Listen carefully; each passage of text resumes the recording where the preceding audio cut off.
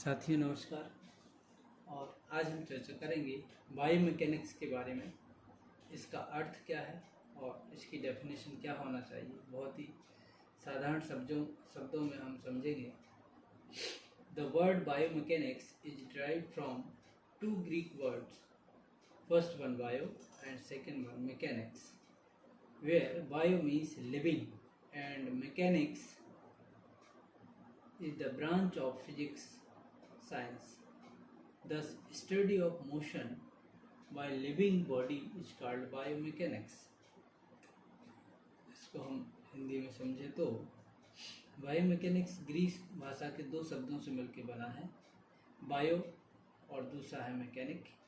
जहाँ पर बायो का अर्थ है जैव या जीवित और यांत्रिकी का यहाँ पर अर्थ है भौतिक विज्ञान का एक शाखा। अतः इस प्रकार हम कह सकते हैं जीवित शरीर द्वारा गति का अध्ययन बायोमैकेनिक्स कहलाता है। यहाँ पर पिक्चर्स के माध्यम से समझाने की कोशिश की है। बायो जो कि एक शरीर से संबंधित यहाँ पर एक स्ट्रक्चर लिया है, जिसमें एक हाथ को दिखाया है। यहाँ पर ह्यूमरस, रेडियस, टिबिया और फैलेंजेस कुछ इस प्रकार से यहाँ पर आपको बोन दिख रहा होगा। और यहाँ मैकेनिक्स की यदि बात करें तो इसी पैटर्न पर हाथ का जो मुख्य कार्य है, यहाँ पर आप लीवर देख पा रहे होंगे। ये जॉइंट्स है, फलक्रम है, यहाँ से फोर्स जो मांसपेशियाँ हैं वो काम करती हैं। तो यहाँ पर हम देखेंगे कि जीवित शरीर का गति कैसे किया जाता है, जीवित शरीर द्वारा गति कैसे की जाती है, इमोशन कैसे होता है, मूवमेंट कैसे होता है, तो उस सारे का स्टडी करना ही बायोमैकेनिक्स होता है। साथियों, और थोड़ा विस्तार से हम इसको जानने की कोशिश करेंगे। Biomechanics is the application of mechanical principle and law of human body and its part. यांत्रिकी सिद्धांतों और नियमों का मानव शरीर और उनके अंगों पर अनुप्रयोग ही बायोमैकेनिक्स कहलाता है। यांत्रिकी सिद्धांत और नियमों का मानव शरीर और उसके अंगों पर अनुप्रयोग, कैसे उसका यूजिस होता है, जो अभी अपन ने यहाँ पर बात की कि लीवर यहाँ पर काम कर रहा है, तो कैसे यहाँ पर कौन सा क्लास लीवर होगा, फर्स्ट क्लास, सेकंड क्लास, और कौन सा लॉ लगेगा, वो सारा इम्प्लीमेंट होकर के जब शरीर के ऊपर कोई एक्शन होता है, मोशन होता है, मूवमेंट होता है, तो ये बायोमैकेनिक्स कहलाता है। अकॉर्डिंग टू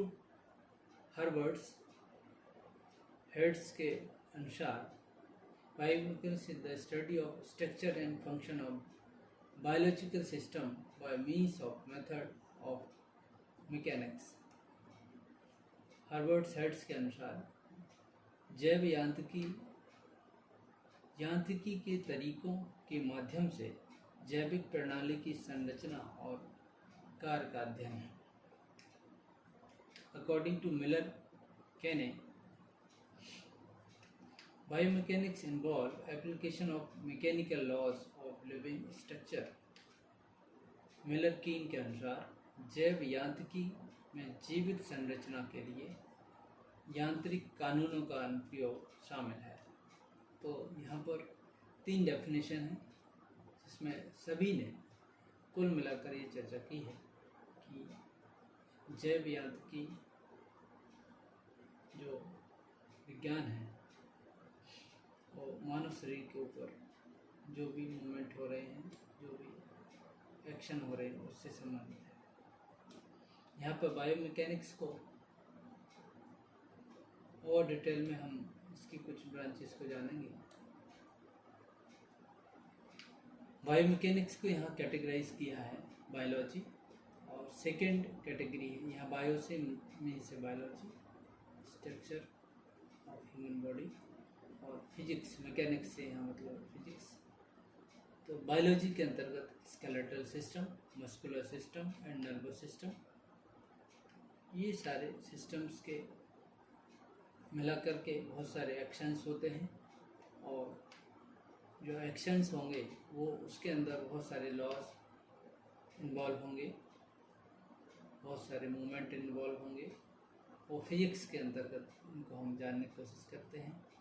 और फिजिक्स के अंडर में यहाँ पर मैकेनिक्स, और मैकेनिक्स भी दो प्रकार का, स्टैटिक एंड डायनामिक्स, स्थिर यांत्रिक और डायनामिक चलायमान।